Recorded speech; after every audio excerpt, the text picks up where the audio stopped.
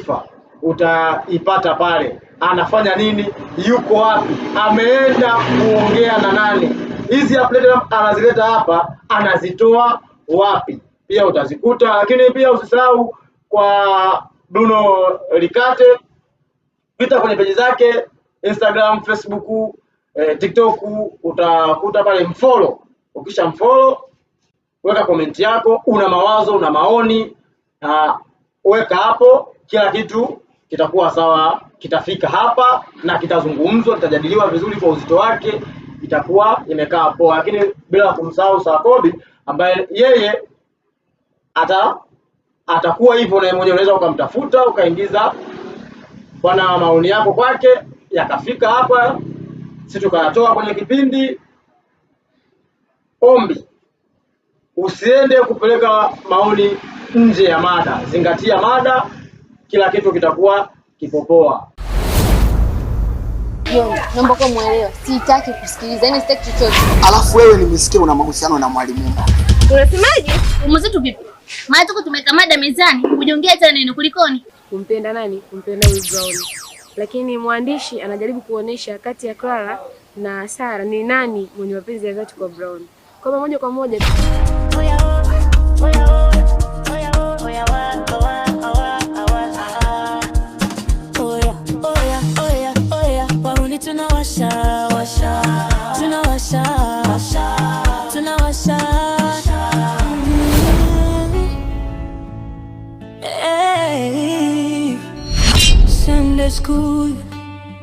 Sunday school hapo kuna vibwanga mpaka walimu waganga, avishi visanga umbea, dondo umeshika nanga. Yani kuna wakati minafikiri yameauniwe jasili, maana hii shule fahamu. Supo hivyo, ngoja turudi tena kwako. Malizia bwana Sakobi. Asante. Kumbe basi mimi kwenye hiyo kusema kwamba eti watu wamemsusia kule kwa sababu kuna mtu alimtaka, mwingine hajamtaka, hiyo sio demokrasia. Na tumewachagua wale kwa ajili ya maendeleo ya sisi, na wale wamejitoa sadaka kwa ajili ya maendeleo ya sisi. Kumbe ikionekana kwa sababu hizi ni hila za wanadamu, na itakapoonekana kwamba kuna watu kwa wamefanya tukio kama hili, basi hawa watu hawatakiwi kuwa kwenye siasa. Sasa nini kifanyike tuiokoe kata ya Igawa katika hali iliyokuwepo hasa kipindi cha masika, kwenye ufikaji, labda maeneo yalivyo sasa hivi? Maana ndo nadhani ndo kata pekee ambayo inaathirika sana sasa msimu wa masika. Labda mimi nimsaidie kidogo sawa. Asante. Mimi kuna kisema ili bwana, swali hili nimelipenda sana. Na swali hili mimi naomba niliseme. Ndio. Kuna vitu fulani ambavyo vipo, mimi niseme la. Huu mto Vimba una madhara makubwa sana katika mji wa Malinyi. Mto Vimba unaharibu kijiji cha Misegesi. Mto Vimba unaharibu kijiji cha Malinyi.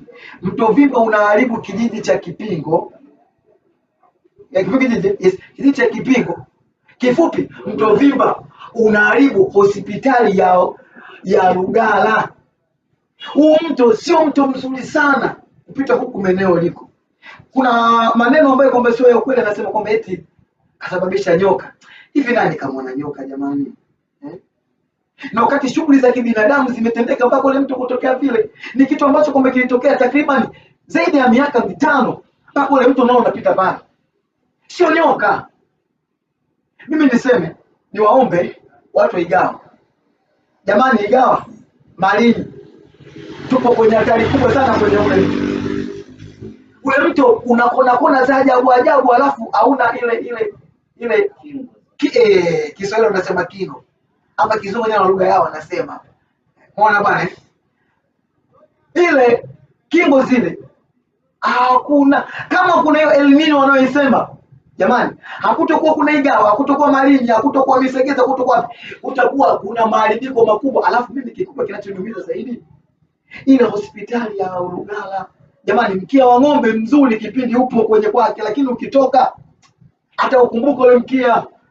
Hospitali hii tunayoiona tunaichezea. Hospitali hii ni ya pili kwa ukubwa katika mkoa wa Morogoro. Leo hii tunaichezea.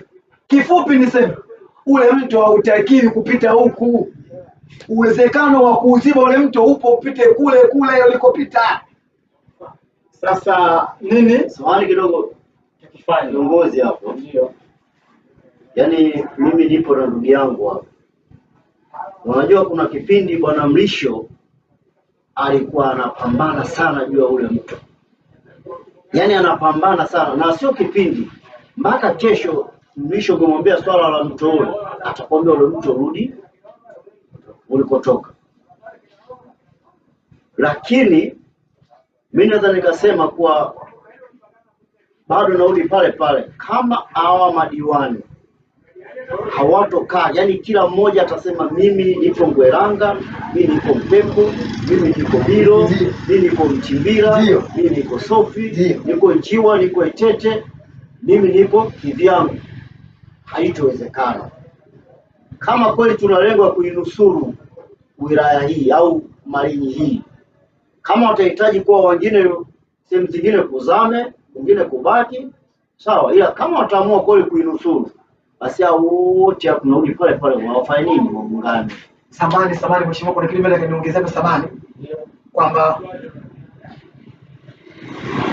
vifo vya watoto wadogo hasa njiti wanaozaliwa njiti sasa hizi vimepungua kwa kiasi kikubwa sana, kwa sababu hospitali ya Lugala ina kangaroo ambayo Tanzania hii zipo mbili tu, kuna Lugala na KCMC Moshi.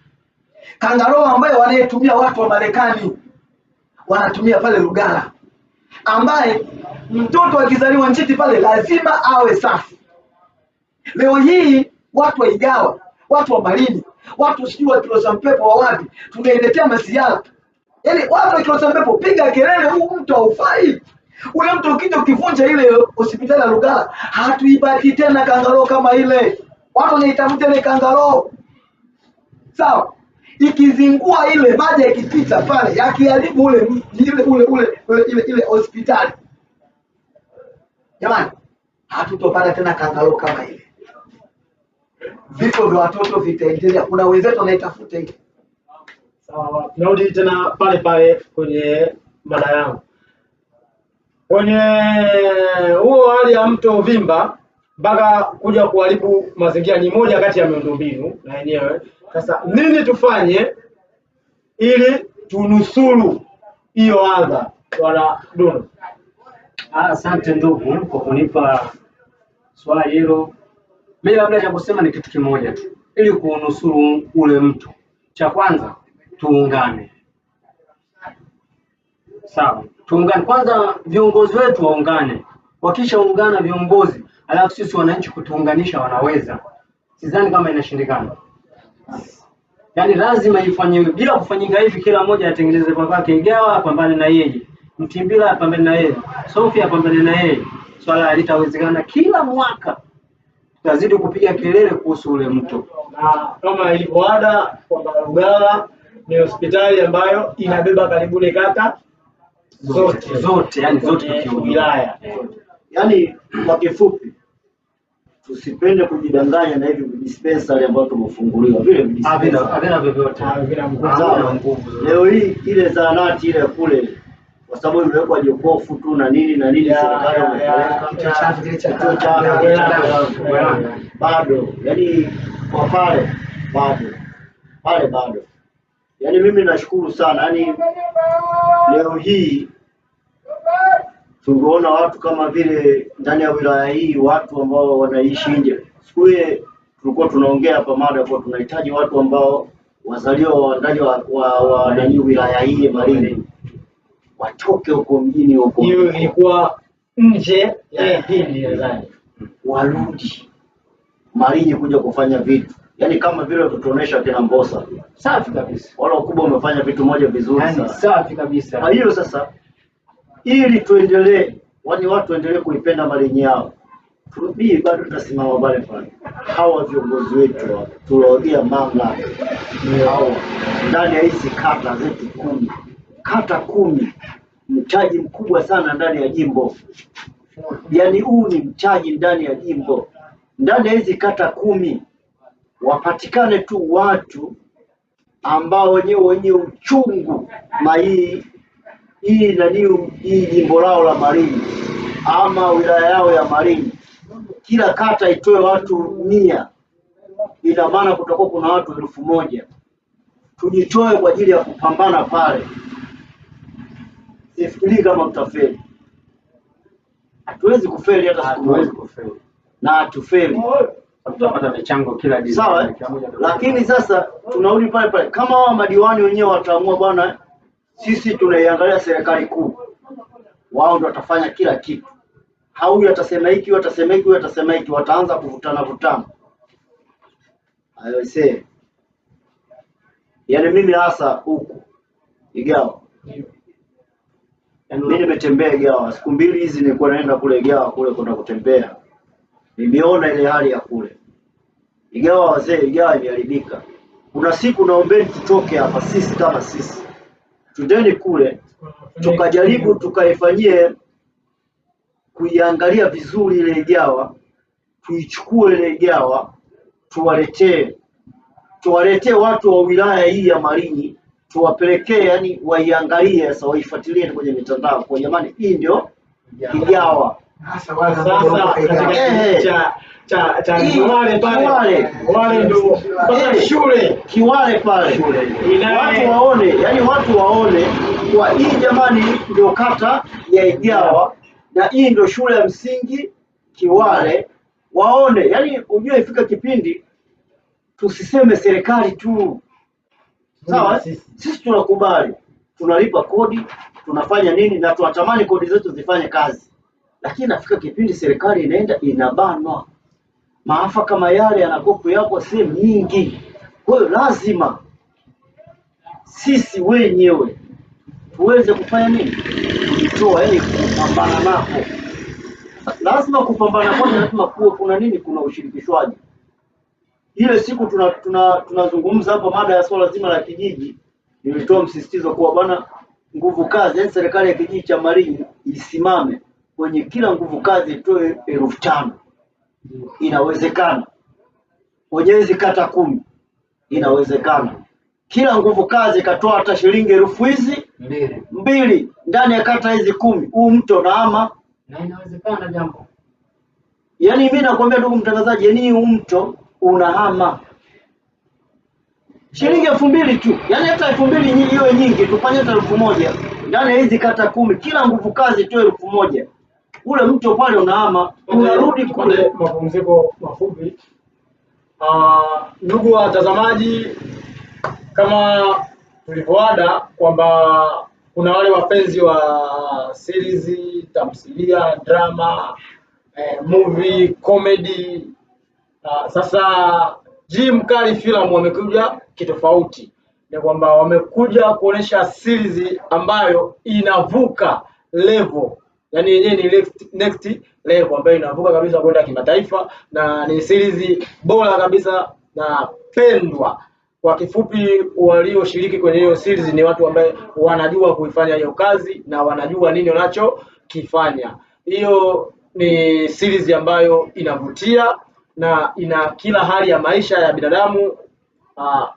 Inaitwa Sunday School. Wewe pita YouTube, ka subscribe channel ya G-Mkali Film. Nenda kaangalia hiyo filamu ambayo ni Sunday School. Ni series moja kali kabisa ambayo ni mpya na lakini inafuatiliwa sana kwa sasa hivi kwenye mtandao wa kijamii. Unaweza kwenda kuangalia na ukafanya katika hali ya ukubwa kabisa. Kwamba kila kitu ni nia na nia ni kutenda. Kwa nenda kaangalie na mimi nitajifunza vitu vizuri kabisa kwenye ubora wake.